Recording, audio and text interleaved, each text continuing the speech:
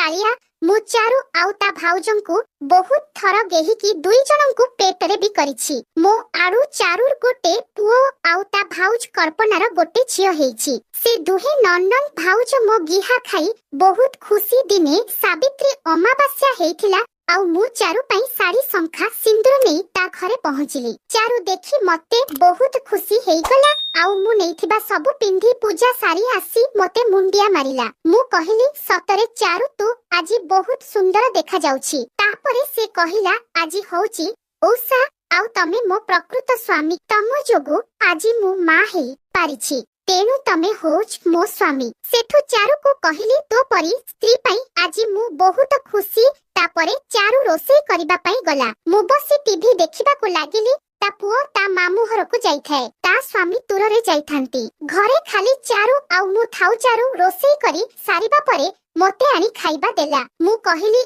आ सांग हेई खाइबा। सेठु से भी आसिला। दुहे एकाठी बसी खाइलु। चारु मते खुआई देला आउ मु भी ताकू खुआई देली। तापरे दुहे आसी बसी टीवी देखिलु। ताकू मो आडकू टाणी सीधा ता ओठकू मो कोठरे मिसाई चुमी चालिली। चुमा देबा बेले मु मो बाम हातरे ता गांडी को आउ डाहाण हातरे ता दूध को चिपी चालिली। से खाली चाटी पिटी हेउथिला। एबे मु ता देहरु साड़ी खोली देली देखिली से एक नाली ब्लाउज पिंधिची पूरा टाइट हेतु दूध पूरा बड़ बड़ देखा जाउथाए। मु कहिली चारु तो दूध दीटा मस्त लागुची। तापरे दुई हातरे उठाई सोफारे चित्त करी सुआई देली। एबे ता ओठकू फीस करू करू ता देह सारा हाथ बुलाउथिली। एबे ता ब्लाउज खोली बाहर कली कहिली चारु तोर की दूध हेछि लो पूरा ठिया ठिया टिके भी ओहळिनी। से कहिला तमे ओहळेई दउन। तापरे मु कहिली हम लो तू परा मो माइकिना तो दूध आजी पूरा ओहळेई देबी। से कहिला हम तमे जदी मो घइता हेइथांत आमे बहुत मजा करिथांते। तापरे मु ता दूध को चिपिबा को लागिली। से खाली ओ ओ उ आह आह आह हेउथिला। एबे मु ता साया काढी देली। एबे से खाली ब्रा आउ चडी रे थाए। मु ब्रा बाहर कली। ओह की दूध आउ अगरे बादामी कलर दूध भुंडी। कहिली चारु एबे भी तोर दूध सेमिति टाण अछि। से कहिला हम भाई से तो किछि करिम पारु नाहंती आउ कोन हबो तमे आजी पूरा ओहळी दिय म दूध। मु सेठु धीरे धीरे ता दूध को चिपिबा को लागिली। चारु खाली कहूठाए आहुरी जोररे दळ भाई बहुत दिन हैला तम दूध थोड़ा खाइनी। ओह की मजा लागुची भाई। मु सेठु गोटे हातरे दूध भुंडी को रगड़ी बारे लागिली आउ बाम पट दूध को खाइबा को लागिली। चारु कहिला भाई खाइबा बहुत मजा लागुची।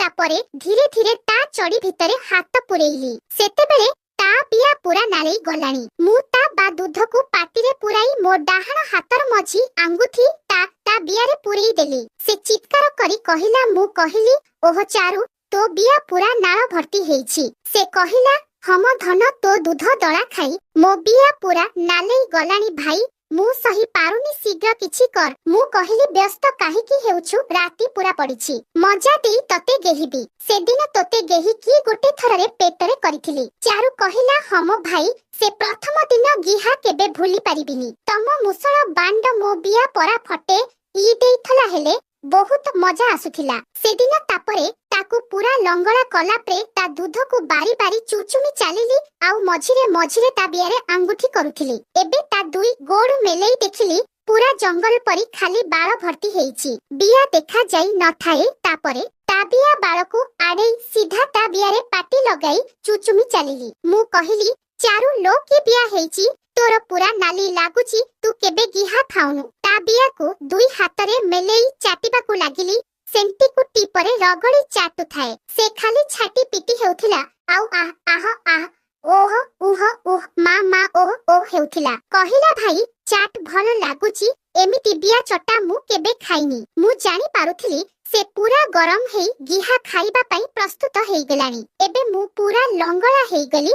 मो विराट काय बांड को देखी से कहिला भाई ले तो बांड तो आहुरी बड़ हेइछि आग अपेक्षा मो हालत खराब हेइ जिवो। मु कहिली ना लो चारु तोते आहुरी मजा लागिबो। मु कहिली व्यस्त ह ना मु आराम से गेहिबी। तापरे ता हातरे बांड को देई ताकू चुचुमी बाकू कहिली। से प्रथमे मो बांड को हलेइला आउ तापरे पाटी रे पुराई चुचुमी चलिला। मो बांड ता पाटी रे नेबा पई टिके कष्ट हेउथिला। पाखा पाखी 10 मिनिट चुचुमी बा परे मु ताकू गेहिबा पई ହେଲି ସେ ମତେ କହୁଥାଏ ଟିକେ ଧୀରେ କରିବୁ ନହେଲେ ମୋ ହାଲତ ଖରାପ ହେଇଯିବ। ମୁଁ ତାକୁ ଚିତ୍ତ କରି ଶୁଆଇ ତା ଦୁଇ ଗୋଡ଼ ମେଲା କରି ତା ମଝିରେ ଆଣ୍ଠେଇ ବସିଲି ଆଉ ମୋ ବାଣ୍ଡର ଅଗ ତା ବିଆରେ ଘଷି ଚାଲିଲି। ସେ ଖାଲି ଓହ ଓ ଉ ଆହ ଆହ ଆହ ହେଉଥିଲା ଆଉ କହୁଥିଲା ପୁରେଇ ଦେ। ମୁଁ ବାଣ୍ଡକୁ ସେଟ୍ କରି ତା ଉପରେ ହାମୁଡି ଗୋଟେ ହାତରେ ତା ଦୁଧକୁ ସାଉଳି ତା ଓଠରେ ଓଠ ରଖି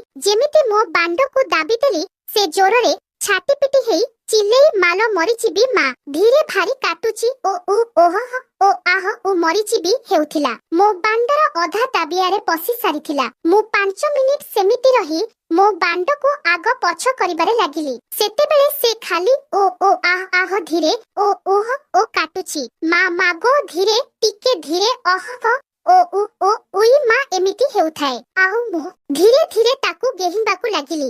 ଯେତେବେଳେ ତା ବିଆ ଟିକେ ପାଣି ଛାଡ଼ିଲା ମୁଁ ମୋ ପୁରା ବାଣ୍ଡଟା ତା ବିଆ ଭିତରେ ଦାବି ଦେଲି। ସେ ପୁଣି ଚିତ୍କାର କରି ମାଗୋ ମରିଗଲି। ଧୀରେ ଓ ଆହ ଆ ଓ ନେହୁରା ହେଉଛି ଟିକେ ଧୀରେ କର। ମୁଁ କହିଲି ମୋ ରାଣୀ ତା ପରା ଟିକେ ସାହିଜା ଦେଖିବୁ ମଜା ଲାଗିବ। ପାଖାପାଖି 10 ମିନିଟ୍ ଧୀରେ ଧୀରେ ଗେହିବା ପରେ ମୋ ବାଣ୍ଡ ତା ବିଆରେ ଆରାମସେ ଯିବା ଆସିବା କଲା। ଏବେ ସେ ଆଉ ଏତେ ନ ଚିଲେଇ ମଜା ନେଉଥିଲା। ରୁମ୍ ଭିତରେ ଖାଲି ପଛ ପଛର ଶବ୍ଦ ଶୁଭୁଥିଲା। ଏବେ ମୁଁ ମୋ ଗେହିବାର ସ୍ପିଡ୍ ବଢାଇ ଦେଲି। କାନ୍ଧରେ ତା ଗୋଡ଼ ରଖି ଜୋରଦାର ଷ୍ଟୋକ୍ ଲଗେଇ ଚାଲିଲି। ମୁଁ କହିଲି ଚାରୁ ତୋ ବିଆ ଏବେ ବି ଟାଇଟ୍ ଲାଗୁଛି। ସେଠୁ ଚାରୁ କହିଲା ସେ ମତେ ଗେହିଲେ ସିନା ଢିଲା ହେବ। ମୁଁ କହିଲି ହମ୍ ଲୋ ଚାରୁ ଆଜି ତୋତେ ଗେହି ଗେହି ତୋ ବିଆ ପୁରା ମେଲା କରିଦେବି। ଚାରୁ କହିଲା ତମେ ପରା ମୋ ଘଇତା ଆଜି ତମ ମାଇ ବିଆ ପୁରା ମେଲା କରିଦିଅ। ମୁଁ ହମ କହି ଆହୁରି ଜୋରରେ ଗେହିବାକୁ ଲାଗିଲି। ସେ ଖାଲି ଓ ଆହ ଆ ଉହ ବଢିଆ ଲାଗୁଛି। ଜୋର ଗିହ ଭାଇ କି ମଜା ଲାଗୁଛି। ଉଳୁ ଓ ଆହ ଆ ମା ଓହ ଆ ଏମିତି ହେଉଥିଲା। ଆଉ ରୁମଟାରେ ଖଛ ଶବ୍ଦ ହେଉଥିଲା। ୟା ଭିତରେ ତା ବିଆରୁ 2 ଥର ପାଣି ବାହାରି ସାରିଥିଲା। ସେ ମତେ ପଚାରୁଥାଏ ଆଉ କେତେ ସମୟ କରିବୁ ମୁଁ ପାରୁନି। ମୁଁ କହୁଥିଲି ରହିଯା ଇରେ ତ ଆରମ୍ଭ ଆହୁରି ଗେହିବି। ଏମିତି ପାଖାପାଖି 30 ମିନିଟ୍ ଗେହିବା ପରେ ମୁଁ ତା ଉପରୁ ଉଠି ତା ପାଟିରେ ମୋ ବାଣ୍ଡକୁ ଦେଇ ଚୁଚୁମିବାକୁ କହିଲି। ସେ 10 ମିନିଟ୍ ଚୁଚୁମିବା ପରେ ତାକୁ ଆଣ୍ଠେଇ ତା ବିଆରେ ମୋ ବାଣ୍ଡକୁ ପଛପଟୁ ପୁରେଇ ଗେହିବାକୁ ଲାଗିଲି। ମୋ ପ୍ରତିଟି ଷ୍ଟ୍ରୋକରେ ସେ ଖାଲି ଓହ ମଣ ମରିଗଲି ଧୀରେ ମୋ ଧନ ଆହ ଓ ଏମିତି ହେଉଥିଲା। ପାଖାପାଖି 20 ମିନିଟ୍ କଲା ପରେ ମୁଁ ମୋ ସବୁ ଗିଜ୍ ତା ବିଆରେ ଛାଡ଼ିଦେଲି। ସେ ପାଖରେ ଥିବା ତା ସାୟାରେ ତା ବିଆ ଆଉ ମୋ ବାଣ୍ଡକୁ ପୋଛିଲା। ତାକୁ ଗେଲ୍ କରୁ ମୁଁ ପଚାରିଲି କେମିତି ଲାଗିଲା। ସେ କହିଲା କାଟିଲା ଯେ ମଜା ବି ଲାଗିଲା। ତାପରେ ଆମେ ଦୁହେଁ ସେମିତି ଲଙ୍ଗଳା ହେଇ କୁଣ୍ଢେଇ ଶୋଇଲୁ। ସକାଳୁ ଉଠି ଦେଖିଲି ଚାରୁ ମୋ ବାଣ୍ଡକୁ ଧରି ଶୋଇଛି।